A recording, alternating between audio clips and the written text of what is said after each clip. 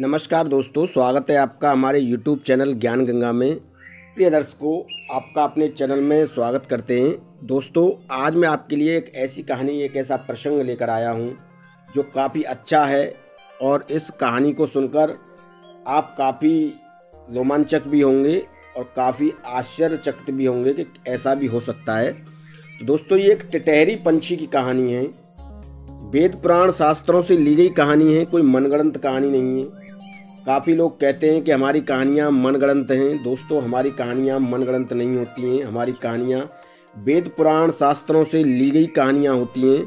आप इन पर यकीन करना सीखिए और इन कहानियों से प्रेरणा लेकर अपने जीवन में आगे बढ़ना सीखिए, अपने बच्चों को आगे बढ़ाना सीखिए।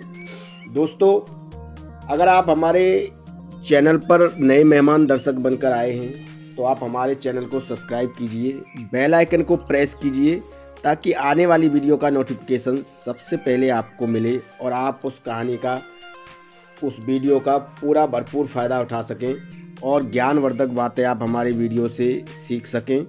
दोस्तों, हम अपनी वीडियो में हमेशा आपके ज्ञान को बढ़ाने की कोशिश करते हैं, आपको एक अच्छे रास्ते पर लाने की कोशिश करते हैं, आपके बच्चों को एक अच्छे संस्कार की ओर ले जाते हैं ताकि आपके बच्चे अच्छे संस्कार में जाएं, अच्छे माहौल में ढलें, अच्छे माहौल में उठना बैठना सीखें। तो इस तरह की कहानियां आपको हमारे चैनल पर मिलती हैं। दोस्तों, ये कहानी एक टिटहरी पंछी की है। टिटहरी पंछी एक काफ़ी प्राचीन समय में अपनी पत्नी के साथ जंगल में निवास करता था और दोनों काफ़ी हंसी खुशी अपना समय व्यतीत कर रहे थे। काफ़ी खुश थे अपने बच्चों के साथ, टिटहरी और टिटहरी की पत्नी दोनों।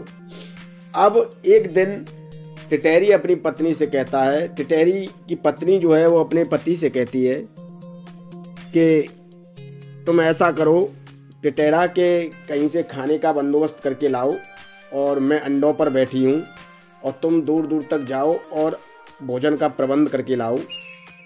टिटहरा जो है जंगल में काफ़ी जाता है, घूमता है और भोजन का प्रतिदिन प्रबंध करके लाता है टिटहरी के लिए और अपने लिए, क्योंकि टिटहरी के अंडे हो चुके थे और वो अपने अंडों पर बैठी हुई थी तो उसे भी खाना चाहिए था।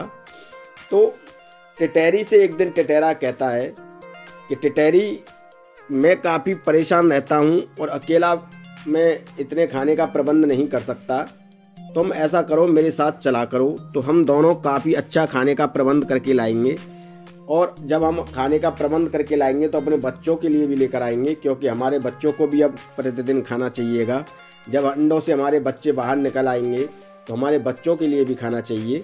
तो टिटहरी जो है टिटहरा की बातों को समझ जाती है और वो इस बात पर राजी हो जाती है कि हम दोनों ही अब खाने की तलाश में जाया करेंगे अपने अंडों को छोड़कर। और यह बात में सहमति बनते ही दोनों अगले दिन से खाने और भोजन की तलाश में निकल जाते हैं, टिटहरी और टिटहरा दोनों। जब वो वापस लौटते हैं शाम के टाइम तो उन टिटहरी और टिटहरा के जो बच्चों के अंडे थे वो अंडे वहाँ पर नहीं मिलते हैं। टिटहरी काफ़ी दुखी हो जाती है, काफ़ी परेशान हो जाती है और वो टिटहरा को काफ़ी बुरा भला कहती है कि तुम खुद चले जाते, मैं अंडों पर बैठी रहती, मेरे अंडे तो गायब नहीं होते, मेरे अंडे तो ख़राब नहीं होते, पता नहीं हमारे अंडों को कौन खा गया, कौन ले गया, किसकी नज़र लग गई और मैंने तो अपना जो कुछ कमाया था, जो कुछ पैदा किया था वो सब खो दिया।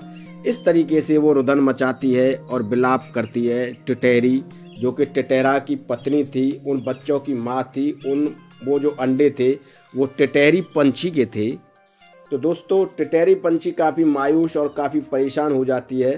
तो फिर दोनों ने अनुमान लगाया कि हो सकता है कि हमारे अंडों को समुद्र ने खा लिया हो, समुद्र में हमारे अंडे चले गए हों। तो वो समुद्र देवता से जाके आग्रह करते हैं कि हमारे अंडे आपके समुद्र के अंदर आ गए हैं, आप हमारे अंडों को दे दीजिए, हमारे अंडों में से अब जल्द ही बच्चे निकलने वाले हैं, नहीं तो हमारा जीवन बर्बाद हो जाएगा। हमारी जो मेहनत और तपस्या थी, जो हमने अंडे पैदा किए थे अपने बच्चों के लिए कि हमारे बच्चे इनमें से निकलेंगे, वो अंडे नष्ट हो जाएंगे। तो समुद्र देवता ने कहा, देखो टिटहरी, मैं एक इतना विशालकाय समुद्र हूँ और तुम एक मामूली सी पंछी हो, मुझ पर तुम ये आरोप न लगाओ, मैं तुम्हारे अंडों का भला क्या करूँगा, मेरे पास तुम्हारे अंडे नहीं हैं, तुम अपने अंडों को किसी और जगह जाके तलाश करो। ऐसी बात समुद्र देवता जो है उस टिटहरी पंछी से कहते हैं। फिर भी टिटैरी पंछी काफ़ी परेशान हो जाती है और टिटैरी का पति जो टिटैरा था वो भी काफ़ी परेशान हो जाता है। तो उन दोनों ने क्या दृढ़ निश्चय लिया कि हम समंदर के सभी पानी को सुखा देंगे और समुद्र के सभी पानी को सुखाकर अपने अंडों को समुद्र में से निकालेंगे, क्योंकि हमारे अंडे समुद्र के पास ही हैं, समुद्र के अंदर हैं।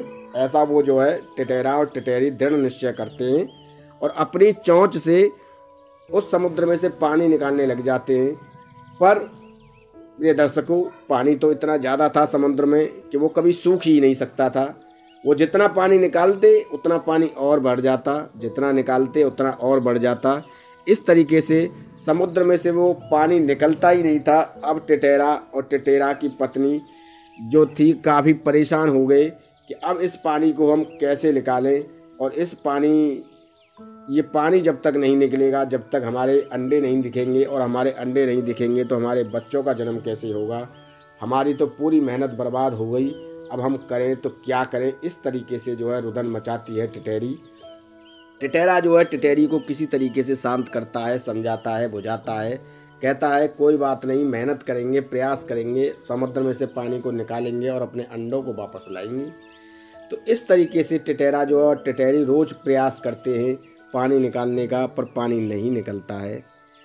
और जब एक दिन श्री हरि नारायण विष्णु भगवान जी यह सब देख रहे थे अपनी आँखों से, तो वो काफ़ी प्रसन्न हो जाते हैं उनकी इस मेहनत पर और उन्हें साक्षात दर्शन देते हैं और कहते हैं, अरे टिटैरी, अरे टिटैरा, तुम ये क्या कर रहे हो?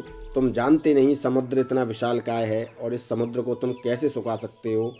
तब वो अपनी व्यथा श्री हरिनारायण विष्णु भगवान जी को बताते हैं, तो उन्हें भी दया आ जाती है उनका परिश्रम देखकर, उनकी लगन देखकर, उनकी मेहनत देखकर। और वो समुद्र देवता से कहते हैं कि समुद्र देवता, कुछ देर के लिए आप पीछे हट जाओ, इनके जो अंडे हैं इन्हें दे दो। समुद्र देवता जो थे श्री हरि नारायण विष्णु भगवान जी की बात को नहीं टाल सकते थे। उन्होंने रास्ता दे दिया और अंडे भी उसमें से निकल आए। अब टिटैरी और टिटैरी का जो पति था टिटैरा, दोनों काफ़ी खुश हो गए और अपने अंडों को लेकर अपने घोंसले में चले गए। पर मित्रों, जब वो अंडे लेकर आते हैं घोंसले में, तो अंडे इतने मजबूत हो जाते हैं कि वो काफ़ी चौंच मारने के बाद भी वो अंडे फूटते नहीं हैं। वो अंडे एक तरीके से पत्थर के हो जाते हैं। वो अंडे किसी भी तरीके से फूटने में नहीं आते हैं, ना ही टिटैरा पर और ना ही उस टिटैरी पर। अब दोनों काफ़ी मायूस और परेशान हो जाते हैं कि इन अंडों को हम कैसे फोड़ें, कैसे हमारा बच्चा जो है इन अंडों से बाहर निकलेगा और कैसे हमारे बच्चों का इस अंडे के बाहर आके जन्म होगा। वो इस तरह काफ़ी सोचने लगते हैं, काफ़ी परेशान होने लगते हैं। तो उन्हें फिर श्री हरिनारायण विष्णु भगवान जी की याद आती है, तो वो वहाँ से उड़ान भरते हैं विष्णु भगवान जी के लिए। विष्णु भगवान जी के आसन पर जाकर, स्थान पर जाकर वो उनसे गुहार लगाते हैं कि हमारे अंडे इतने मजबूत हो चुके हैं समुद्र के पानी में गिर के कि वो अब हमसे फूट नहीं रहे, और हमें अब अंडे नहीं फूटेंगे तो हमारे बच्चों का जन्म कैसे होगा। हमारे अंडों को फोड़ने का कोई प्रभु आप उपाय बताएं। तो श्री हरिनारायण विष्णु भगवान जी खुश हो जाते हैं उनकी इस मेहनत और परिश्रम को देखकर। तो वो एक पारस पत्थर देते हैं कि ये पारस पत्थर लेकर जाओ, इस पत्थर से जब भी तुम अंडों को फोड़ोगे तुम्हारे अंडे फूट जाएंगे। तो वो खुश होकर उस पारस पत्थर को लेकर आ जाते हैं और उस पत्थर से अंडे को फोड़ने की कोशिश करते हैं। तो अंडा फूट जाता है और अंडे से टिटैरा और टिटैरी के बच्चों का जन्म होता है और दोनों खुश हो जाते हैं। पर टिटैरी सोचती है कि अगर कभी भविष्य में हमारे अंडे नहीं फूटते हैं तो हम कैसे फोड़ेंगे। तो वो उस पत्थर में से, जो पारस पत्थर विष्णु भगवान जी ने दिया था, उसमें से एक छोटा सा टुकड़ा अपने पास रख लेती है उस पारस पत्थर से अंडे फोड़ने के लिए। मित्रों, प्रिय दर्शकों, जब टिटैरी अपने बच्चों को जन्म देती है और उसके अंडे होते हैं, तो आज भी उसके अंडे इतने मजबूत होते हैं कि वो एक पारस पत्थर से फोड़ने पर ही फूटते हैं, उसकी चोंच से वो अंडे नहीं फूटते हैं। और ये एक बहुत ही ज्ञानवर्धक बात मैं आपको बता रहा हूँ कि अगर अक्सर लोग पारस पत्थर की तलाश में घूमते हैं कि हमें कहीं पारस पत्थर मिल जाए, तो कभी भी जब भी टिटैरी अपने बच्चों को जन्म देती है तो उसके अंडे 20 दिन बाद फूटते हैं। तो अगर आप 20 दिन तक कहीं तलाश करें, उन अंडों पर नज़र रखें कि वो अंडे किससे फोड़े जाते हैं, तो आप वहाँ पर जाकर एक लोहे की लोहे का कोई सामान ले जाएं और उससे उस पारस पत्थर को छुआ कर देखें तो आपका जो है पारस पत्थर आपको मिल जाएगा और इस तरीके से आपको पारस पत्थर की प्राप्ति हो सकती है। तो दोस्तों, ये थी पारस पत्थर का राज और टिटेरी के बच्चों का जन्म, कि टिटेरी के बच्चों का जन्म कैसे होता है, किन कठिन परिस्थितियों में टिटेरी अपने बच्चों को जन्म देती है और किस तरह टिटेरी के अंडे समुद्र में गिर जाते हैं। तो श्री हरिनारायण विष्णु भगवान जी टिटेरी और टिटेरा के परिश्रम को देखकर, उनकी मेहनत और लगन को देखकर उन अंडों को वापस लाते हैं और फिर इसके बाद वो एक पत्थर देते हैं, पारस पत्थर जिसे कहा जाता है, और उस पारस पत्थर की मदद लेकर टिटेरी और टिटेरा अपने अंडों को फोड़ते हैं और उन अंडों में से बच्चों का जन्म होता है। तो दोस्तों, ये कहानी हमें यही प्रेरणा देकर जाती है कि हमें कभी मुश्किल वक्त में हारना नहीं चाहिए, हमें परिश्रम और धैर्य से काम लेना चाहिए। श्री हरिनारायण विष्णु भगवान जी हमारी हर मुश्किल को आसान कर देंगे। जो उनकी शरण में चला जाता है वो कभी मायूस नहीं होता है, वो व्यक्ति कभी परेशान नहीं हो सकता जो श्री हरिनारायण विष्णु भगवान जी की शरण में चला जाएगा। चाहे वो कितनी भी बड़ी समस्या हो, उस समस्या का निराकरण करेंगे और आपको एक आगे बढ़ने का मार्ग भी दिखाएंगे, आपके कार्य को सुलभ भी करेंगे, आपके कार्य को ख़त्म भी करेंगे। तो दोस्तों, हमें हमेशा ईश्वर पर ही भरोसा रखना चाहिए और ईश्वर पर भरोसा रखने के साथ साथ अपनी मेहनत पर भी हमें भरोसा रखना चाहिए। दोस्तों, काफ़ी अच्छी कहानी मैंने आपको वीडियो में बताई है, काफ़ी अच्छा प्रसंग मैं आपके लिए इस वीडियो में लेकर आया हूँ। यह कहानी हमें काफ़ी अच्छी प्रेरणा देती है। इस कहानी को हमें अपने पास पड़ोसियों को भी बताना चाहिए, अपने सगे संबंधियों को भी बताना चाहिए, अपने बच्चों को भी सिखाना चाहिए, ताकि हमारे बच्चे इसी तरह आगे बढ़ें और ये कहानी की प्रेरणा लेकर हमारे बच्चे भी टिटेरी और टिटेरा की तरह एक कठिन परिश्रम करें और दृढ़ निश्चय करें कि उनके जीवन में कभी कोई संकट, कभी कोई मुसीबत इस तरीके की ना आए जैसे कि टिटेरा और टिटेरी पर आई थी अपने अंडे और अपने अंडों में जो बच्चे थे उन्हें लेकर। तो दोस्तों, ये कहानी काफ़ी अच्छी प्रेरणा देती है। आप इस कहानी से प्रेरणा लेकर अपने जीवन को दृढ़ और सशक्त बना सकते हैं और अपने बच्चों को भी अच्छे भविष्य की तरफ ले जा सकते हैं। ये कहानी आप अपने बच्चों को ज़रूर सिखाएं और अगर आपको कहानी पसंद आई हो तो अपने सोशल मीडिया पर सभी फ्रेंड और दोस्त और मित्रों को शेयर करें, ताकि वो भी इस तरह की कहानी का आनंद उठाएं और इस तरह की ज्ञानवर्धक कहानी वो हमारे चैनल पर प्रतिदिन देखें। इसके अलावा दोस्तों, अगर आप हमारे चैनल पर नए मेहमान दर्शक बनकर आए हैं तो आप हमारे चैनल को सब्सक्राइब कीजिए, प्यारे प्यारे कमेंट कीजिए और बेल आइकन को प्रेस कीजिए, ताकि हमारी आने वाली वीडियो का नोटिफिकेशन सबसे पहले आपको मिले और आप इस तरह की वीडियो का भरपूर फ़ायदा उठा सकें और इस तरह की ज्ञानवर्धक कहानी आप हमारे वीडियो में प्रतिदिन देखते रहें। इसके अलावा दोस्तों, अगर आपको वीडियो अच्छा लगा हो तो प्लीज़ लाइक कीजिए, शेयर कीजिए अपने दोस्तों में और प्लीज़ मेरे चैनल को सब्सक्राइब करना ना भूलें।